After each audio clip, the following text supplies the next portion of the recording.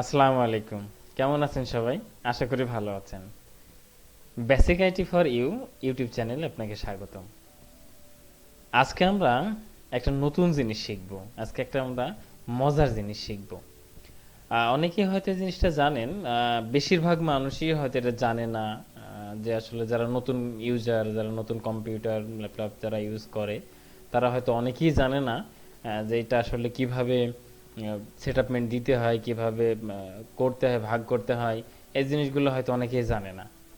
তো চলুন আজকে আমি সেই জিনিসটাই দেখাই দিব। ওকে, তো আজকে আমি দেখাবো হার্ড ডিস্ক কিভাবে পার্টিশন করতে হয়। মানেটা হলো মানে কিভাবে ভাগ করতে হয়। মনে করেন আমার একটা হার্ড ডিস্কের একটা ড্রাইভে 50 জিবি আছে। সেক্ষেত্রে আমি ওইটা ভেঙে আমি আর একটা ড্রাইভ করতে চাচ্ছি। কিভাবে এটা করব সেটাই আমরা আজকে দেখব। চলুন। তো প্রথমে দিস পিসি হচ্ছে সবার ল্যাপটপই আছে, সবার কম্পিউটারতে আছে। দিস পিসিতে গিয়ে আপনি মাউসের ডান বাটন প্রেস করবেন, দেখবেন আসবে ম্যানেজ। এরপর আমরা ক্লিক করব ম্যানেজে। একটু পরে হয়তো আসবে। আমার কম্পিউটারটা আজকে একটু স্লো করছে। ওকে, চলে এসছে।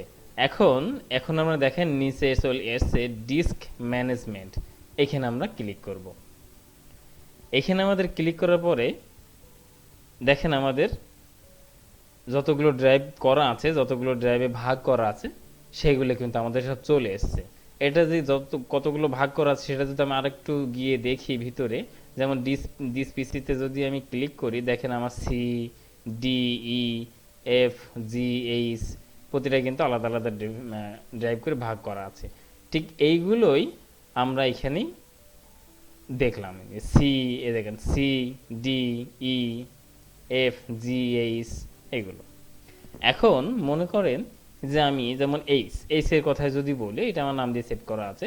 যদি এইচ এর কথায় বলি, মনে করেন এখানে 50 জিবির একটা পার্টিশন আছে, 50 জিবির হার্ড ডিস্ক এখানে রয়েছে। এইটা আমি চাচ্ছি যে না, এখানে আমি 50 জিবি রাখবো না, এখানে আমি 25 জিবি অথবা 20 জিবি একটা ফোল্ডার করবো, আর একটাতে আমি 30 জিবি রাখবো, দিয়ে 50 জিবি থাকবে। তো সেই ক্ষেত্রে এটা আমাকে কিভাবে করতে হবে, এটা এই ক্ষেত্রে কানেক্টে আরেকটা সুবিধা হয় কি, মনে করেন আপনি হচ্ছে দুইটা যদি করে রাখেন, তাহলে দেখা যাচ্ছে আপনি ইম্পর্টেন্স কিছু কিছু ডকুমেন্টস থাকবে যেটা শুধু ওই ড্রাইভটাইতে থাকবে। আবার কিছু লোকাল যে জিনিসগুলো থাকে এলোমেলো অনেক সময় থাকে না, মুভি, গান টান, সামথিং বিভিন্ন রকম ডকুমেন্টস থাকে। সেক্ষেত্রে দেখা যাচ্ছে আরেকটা ফাইল আমি রেখে দিলাম, এবং আমার মোস্ট ইম্পর্টেন্ট জিনিসগুলো আমি আরেকটাতে রেখে দিলাম। তো সেই ক্ষেত্রে এই জিনিসগুলো সাধারণত করা হয়। চলুন এটা আমরা দেখি কিভাবে করা হয়। তো আমি এখানে এখানে আমার 50 জিবি এর একটা আছে, তো এটা দিয়ে মনে করেন যে আমি দুইটা পার্টিশন করব। সেক্ষেত্রে কি, যে আমি 50 জিবি আছে, আমি এখান থেকে 20 জিবি কাভার করব। তবে হ্যাঁ, একটা জিনিস বলে দিই, সেই ক্ষেত্রে আপনার যতটুকু ফাঁকা আছে ওই ড্রাইভটাতে, ততটুকুই কিন্তু আপনি করতে পারবেন। যেমন আমি যদি আমার দিস পিসিতে যাই, যেমন আমি যদি ওইটাতে করতে যাই, যেমন কোনটাতে এইচে দেখেন আমার 45.4 জিবি ফাঁকা আছে, 49.9, মানে 50-এর মধ্যে 45 পয়েন্ট ফাঁকা আছে। এটা কিন্তু আপনি যদি আপনার ফাঁকা না থাকে, যে পরিমাণ আপনি করতে চাচ্ছেন, সেক্ষেত্রে কিন্তু এটা হবে না। যেমন আমার এখানে 45.4 ফাঁকা আছে, আমি যদি 47 করতে চাই বা 46 করতে যাই, তাহলে কিন্তু এটা আমার হবে না। তার মানে যতটুকু ফাঁকা আছে তার নিচে আপনাকে করতে হবে, তাহলে কিন্তু এটা পসিবল। তো ওকে, চলুন তাহলে আমরা এটা কমপ্লিট করি। ওকে, তো এখন প্রথমে আমরা এইচে যাব। আমি যদি এটা দিয়ে দেখাই, এইচে যাব, গিয়ে আমি মাউসের ডান বাটন প্রেস করব।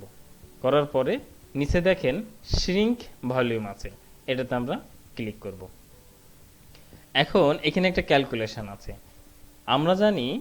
আমি একটু ক্যালকুলেট করে এটা দেখাই দিই। ক্যালকুলেটর। ওকে, আমরা জানি যে 1024 MB-তে 1 জিবি হয়। তো সেই ক্ষেত্রে আমরা কি বললাম, যে আমরা করব 20 জিবি মতো আমরা একটা ড্রাইভ তৈরি করব। তো সেই ক্ষেত্রে কি, যে 1024 × 20, তাহলে আমরা চলুন এটা দিই, 1024 আমরা কত ফাঁকা করব, 20 জিবি, 20। এবার ইকুয়াল। ওকে, এখানে আমাদের যে সংখ্যাটা এসছে 20,480, এই সংখ্যাটাই এবার আমরা এই যে এখানে আছে enter the amount of space to shrink in MB, এইটাই আমরা এখানে বসিয়ে দেব। তাহলে সেটা কি আমরা দেখলাম যে 20,480, 20,480, ওটাই তো, দেখি আমি একবার কনফার্ম হয়নি, 20,480, 20,480। ওকে, এখন আমরা নিচে শ্রিঙ্ক করব। ওকে, করলাম। এরপর একটু হয়তো ওয়েট করে লাগবে। দেখেন আমাদের কিন্তু 20 জিবির একটা আলাদা একটা স্পেস চলে এসেছে, আনঅ্যালোকেটেড একটা স্পেস চলে এসেছে, ঠিক আছে। এখন এটাতে আমরা আবার ডান বাটন ক্লিক করব। যেখানে 20 জিবি ফাঁকাটা হয়েছে সেখানে আমরা ডান বাটন ক্লিক করব। উপরে দেখেন নিউ সিম্পল ভলিউম চলে এসেছে, এটাতে আমরা ক্লিক করব। এখন আর কোনো কিছু দেখব না, সেখানে আমরা নেক্সট করব এখানে। ওকে, এরপরে আবার আমরা নেক্সট করব, আবার নেক্সট। এখানে চাইলে আপনি ভলিউম নামটা নিউ ভলিউমে আসছে, এখানে চাইলে আপনি নামটা অন্য আপনার ইচ্ছা মতো আপনি নাম দিতে পারেন। আমরা পরবর্তীতে অবশ্য ওখানে গিয়েও চেঞ্জ করতে পারবো। তো তারপর আমি এখানে বোঝার সুবিধার্থে আর একটু ক্লিয়ারিফাই করার জন্য আমি একটু দিয়ে দিই একটা, যেমন আমার নাম দিয়ে যদি দিই RATON রতন, রতন টু যদি দিই, কারণ একটা আমার রতন আহমেদ আছে, আমি এটা বোঝার জন্য এটা দিলাম। ওকে, তাহলে সেক্ষেত্রে কি এরপর যাব কি নেক্সট, আবার ফিনিশ।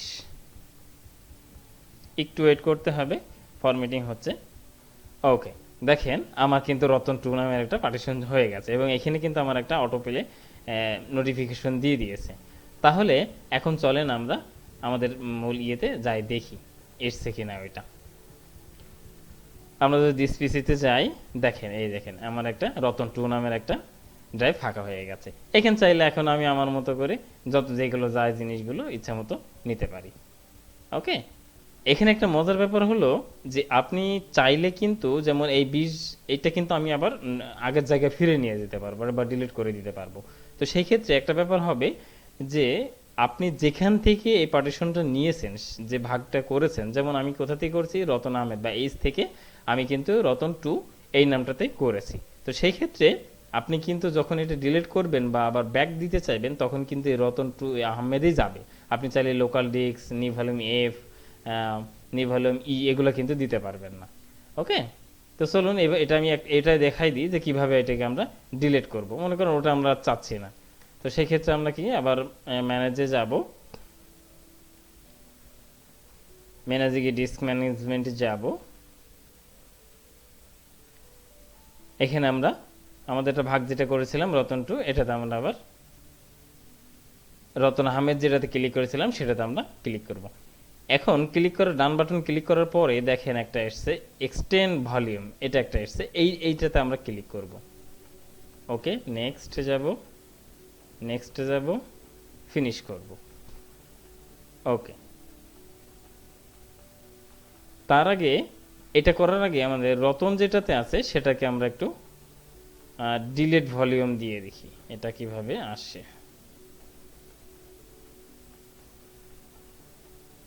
ওকে, এখন দেখেন এখানে আনঅ্যালোকেটেড চলে এসছে। এরপরে এটা যদি আমরা ক্লিক করি, এক্সটেন্ড ভ্যালু দিই এবং নেক্সট দিই, তাহলে হয়তো এটা কভার আপ হবে। ওকে, এই যে ডান। এখন দেখেন রতন আহমেদ ছিল, রতন আহমেদ 50 জিবি ছিল, এটা আমাদের চলে এসছে, আবার 50 জিবি চলে এসছে। এখন যদি আমরা আবার রিফ্রেশে যাই, আবার যদি ভেতরে যাই, দেখি স্পিসিতে গিয়ে দেখেন আমার কিন্তু সেই রতন টু আরটা নাই। তো ওকে, আশা করি জিনিসটা খুব ক্লিয়ারলি বুঝতে পেরেছেন। তারপরেও যদি বুঝতে সমস্যা হয় কমেন্টে জানাবেন, ভালো উত্তর দেওয়ার চেষ্টা করব। তো ওকে, আল্লাহ হাফেজ।